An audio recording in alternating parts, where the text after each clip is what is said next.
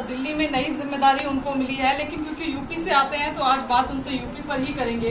इमरान साहब, यूपी एक बड़ा इंपॉर्टेंट स्टेट है जो चुनाव 2022 में होंगे, उसकी अगर हम बात करें, और असदुद्दीन ओवैसी कह रहे हैं कि 100 सीटों पर लड़ेंगे। क्या एमवाय समीकरण समाजवादी पार्टी का जो वहां पर है वो इससे बिगड़ जाएगा, या कांग्रेस पार्टी को आपको लगता है इसको नुकसान होगा, क्योंकि एक मुस्लिम वोट्स का जो धड़ा है वो कांग्रेस की तरफ भी जाता है?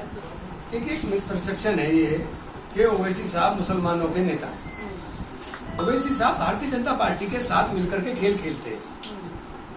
बिहार की सरकार भारतीय जनता पार्टी की बनी है तो उसका सबसे बड़ा कारण ओवैसी साहब है, और ओवैसी साहब के इस कारनामे को वहां के लोगों ने समझा, इसीलिए बंगाल के अंदर ओवैसी साहब को लोगों ने नकारने का काम कर दिया। उत्तर प्रदेश का मुसलमान बेवकूफ नहीं है, हमारी समझ में आता है, हम जान रहे हैं अच्छी तरह से कि ओवैसी साहब हो या बीएसपी हो, दोनों भारतीय जनता पार्टी के पिच पर खेल रहे हैं और दोनों भारतीय जनता पार्टी को कैसे फायदा पहुंच सके उस तरह की रणनीति अपनाते हैं। तो ये बात लोगों की समझ में आती है, ऐसा नहीं है। तो आपको लगता है कि भारतीय जनता पार्टी की बी टीम की तरह ही ओवैसी उत्तर प्रदेश में काम करेंगे और ये जो 100 कैंडिडेट्स हैं ये ऑपोजिशन को डेंट करेंगे? ये ऐसी जगह लड़ाए जाएंगे जहाँ मजबूत लोग, हमारे जैसे लोग चुनाव हार जाएं, हमारे जैसे लोग जो सेक्युलर हैं, जो मजबूती के साथ आवाज उठाते हैं, उन लोगों को हरा दे।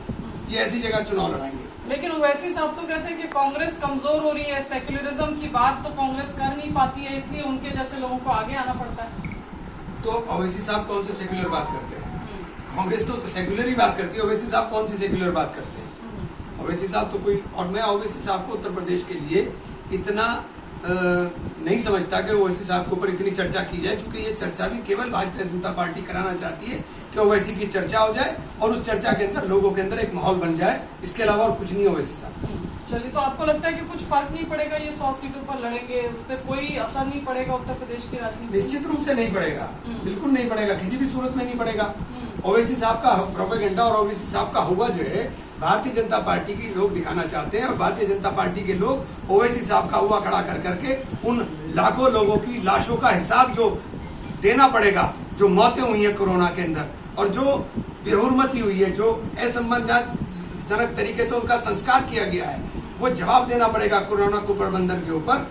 जो किसानों के साथ पिछले 5 साल के अंदर अन्याय हुआ है, जो किसानों के गन्ने का 1 रुपया भी पिछले 5 साल के अंदर आप बढ़ा नहीं पाए हो, उसका जवाब देना पड़ेगा। इन तमाम चीजों को करने के लिए इसी तरह के लाएंगे ये काम। लेकिन कांग्रेस पार्टी, आपको लगता है आप लुभा पाएंगे इस मुस्लिम वोट बैंक जो है वहां पर यूपी में कांग्रेस पार्टी के पास वापस आना चाहेगा? देखिए, मुस्लिम और नॉन मुस्लिम की बात ही नहीं है। कांग्रेस तो किसी वर्ग की पार्टी नहीं है, किसी धर्म की पार्टी नहीं है, कांग्रेस तो सबकी पार्टी है। हम लोग आरोप ये लगता है ना कि मुस्लिम का तुष्टीकरण, मुस्लिम तुष्टीकरण। क्या तुष्टीकरण, मुझे बताइए ना। ये भाजपा का लफ्ज है तुष्टीकरण का, ये भाजपा की देन है। क्या तुष्टीकरण, मुझे पता चले ना कि क्या तुष्टीकरण है। क्या मुसलमान को मुसलमान की आबादी के हिसाब से आपने आरक्षण दिया? क्या मुसलमान को मुसलमान की आबादी के हिसाब से आपने नौकरियां दी? क्या मुसलमान को मुसलमान की आबादी के हिसाब से आपने शिक्षा दी? नहीं है।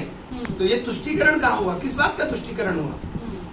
चलिए, तो आप कह रहे हैं कि ओवैसी साहब के ऐलान से कोई फर्क नहीं पड़ेगा? निश्चित रूप से कोई फर्क नहीं। चलिए, बहुत बहुत